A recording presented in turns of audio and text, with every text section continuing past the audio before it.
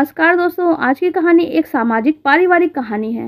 ममता जब घर पहुंची तो उसका सामान उसके हाथों में ही था। अभी उसने अपना सामान घर पे रखा भी नहीं था, तभी अम्मा जी उसे देखते ही जोरदार धमाके की तरह फट पड़ी। कुछ ना कुछ बोलना शुरू कर दिया। तू बड़ी मनमानी करने लगी है आजकल। पैसे क्या पेड़ पे उगते हैं जो तोड़े और जब चाहे खर्च करके आ गई।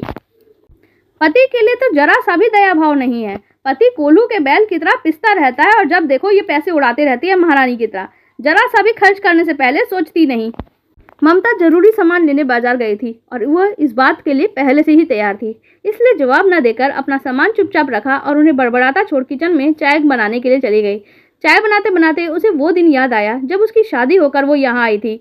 उसके माता पिता ने बहुत ही प्यार से घर गृहस्थी का हर एक सामान उसे दिया था ताकि उनकी बेटी को कोई तकलीफ न झेलनी पड़ी। रात को जब वो उसकी ननद उसके कमरे में उसे लेकर गई तो वहां देखा कि एक पुराना सा बेड और 2 पुराने बक्से उसके कमरे में रखे हैं और उसका नया सामान वहां नहीं रखा हुआ है। पर उसने सोचा शायद नया सामान कुछ दिनों के बाद अरेंज कर दिया जाएगा, इसलिए उसने कुछ भी नहीं कहा।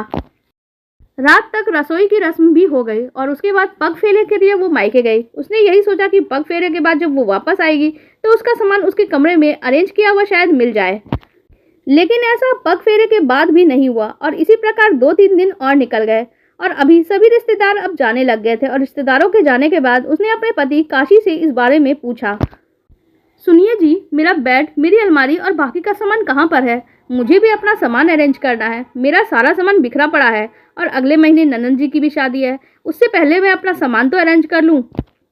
इससे पहले कि काशी कुछ कहता, उसके पहले ही उसकी सास कमरे में आ गई और काशी उन्हें देखकर बाहर जाने लगा। तभी उसकी सास ने उसे रोका और ममता से कहने लगी, मुझे 2-3 दिनों से ही तुमसे कुछ जरूरी बात करनी थी पर मैं कह नहीं पा रही थी। फिर काशी की तरफ देखते हुए कुछ कहा। क्या बात है माँ जी, क्या कहना है? तब माँ जी ने कहा, देखो अभी अभी तुम्हारी शादी हुई है और एक साथ 2-2 शादियों का खर्चा हो गया। अब इसी के बारे में मुझे तुमसे कुछ जरूरी बातें करनी है। अब तो तुम भी इस घर की सदस्य बन गई हो तो तुम्हें भी इस बात को समझना ही चाहिए। देखो शादी में बहुत खर्चे हो जाते हैं और कुछ जरूरी सामान नंद की शादी के लिए भी खरीदने पड़ेंगे ही। अभी खर्चा तो बहुत सारा हो गया, तो क्यों ना तुम्हारा थोड़ा बहुत सामान ननद की शादी में दे दिया जाए। लेकिन काशी ने इस बात का विरोध कहा और कहा कि गुड़िया की शादी में हम कुछ कम सामान देकर भी विदा कर सकते हैं और तुरंत ही तो थोड़े दिनों के बाद तीज त्योहार पड़ ही जाएंगे, तब हम उन्हें वो सामान दे देंगे और उनके परिवार वालों को खुश कर देंगे। इसके बाद माँ जी ने कहा, ऐसे हम कम सामान देंगे तो उसके ससुराल वालों को बहुत ज़्यादा बुरा लग जाएगा। काशी ने इस पर कहा, मेरी पत्नी को उसकी माता पिता ने बहुत ही अरमानों से ये सारे सामान दिए हैं। इस पर माँ जी थोड़ी नाराज होते हुए काशी से बहस करने लग जाती हैं और ममता से कहने लगी, देखो अभी पैसों की तो दिक्कत है, तुम अपना सामान दे दो ना, कुछ दिनों के बाद तुम्हारे लिए सारा सामान खरीद ही दिया जाएगा। पर ममता इस बात के लिए सोच विचार में पड़ रही थी। फिर उसने आखिर में कह दिया, हाँ ठीक है माँ जी, आप मेरा सामान दे दीजिए और कुछ दिनों के बाद मेरे लिए सारे जरूरी सामान खरीद दीजिएगा। ममता के इस तरह से कहने से अम्मा जी बहुत ज़्यादा खुश हो गए और उसके दहेज का सारा सामान अपनी बेटी की शादी में दे दिया। पर ममता के कमरे में तो सिर्फ पुराने बक्से और एक पुराना सा बेड रखवा दिया गया जो 2 साल से लगातार ममता चला रही थी, यूज कर रही थी। समय बीतने पे जब भी ममता कोई भी नया सामान खरीदने की कोशिश करती तो माँ जी टांग अड़ा देती और ममता का अब तो एक बच्चा भी हो गया था और उसे सामान रखने में बहुत सारी दिक्कतों का सामना करना पड़ा था। फिर भी ना तो माँ जी और ना ही काशी समझने के लिए तैयार थे। आखिरकार ममता ने ही ये कदम उठाया। काशी से जरूरी खर्चे के नाम पे कुछ पैसे लिया और खुद के लिए अलमारी बुक कर ली। जब अलमारी घर आ चुकी तब माँ जी का बड़बड़ाना चालू हो गया था, लेकिन ममता शांत बैठी हुई थी और शांति से उसने चाय बनाई।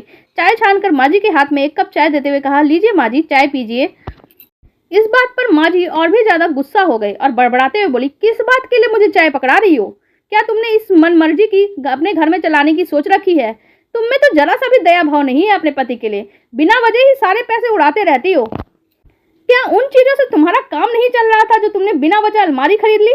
अच्छा, अलमारी आ गई माँ जी? क्या माँ जी, मैं भी जाकर देख लेती हूँ।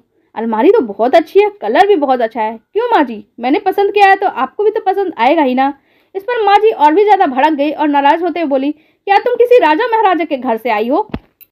तुम्हारे माता पिता ने तो बेवजह पैसा खर्च करना ही तुम्हें सिखाया है और जरा सा भी संस्कार नहीं दिए। भिखारी माँ बाप की बेटी। अब ममता से ये सब बातें सुनकर बर्दाश्त नहीं हुआ।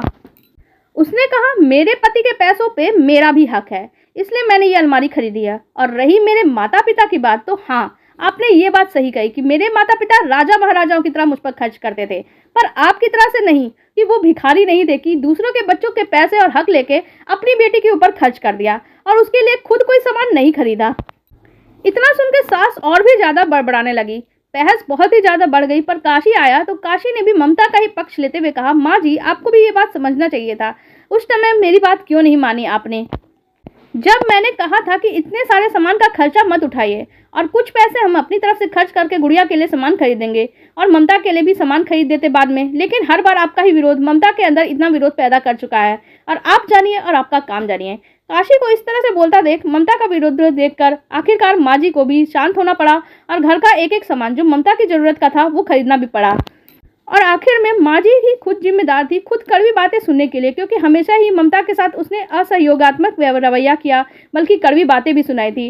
और आज उन्हीं कड़वी बातों का फल था कि उन्हें कड़वी बातें सुननी पड़ रही थी। आप लोगों को हमारी ये कहानी कैसी लगी कमेंट सेक्शन में जरूर बताइएगा। साथ ही वीडियो को लाइक कर दीजिएगा और हमारे चैनल को भी सब्सक्राइब कर लीजिएगा। धन्यवाद।